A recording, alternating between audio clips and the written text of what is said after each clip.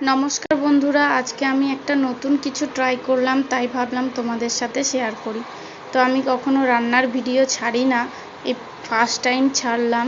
তো এটা হলো কচুর ফুলের ভিতরের যে অংশ সেটাকে ফেলে দেবো, দিয়ে ছোট ছোট করে কেটে নেওয়ার পর এটা একটু গরম জলে নুন দিয়ে এটাকে ভাপিয়ে নেব। পারলে একটু তেঁতুলও দিতে পারো, কারণ কচু জিনিসটা তো অনেক সময় গলা কিটায়।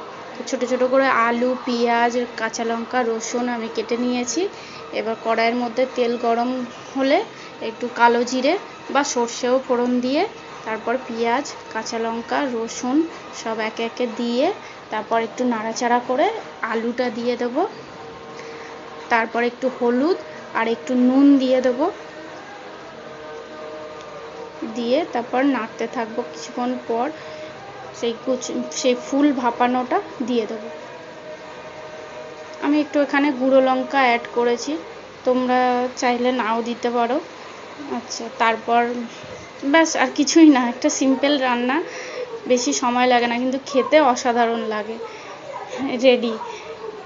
কেমন হয়েছে তোমরা অবশ্যই জানাবে, আর ভিডিওটা দেখার জন্য অনেক অনেক ধন্যবাদ।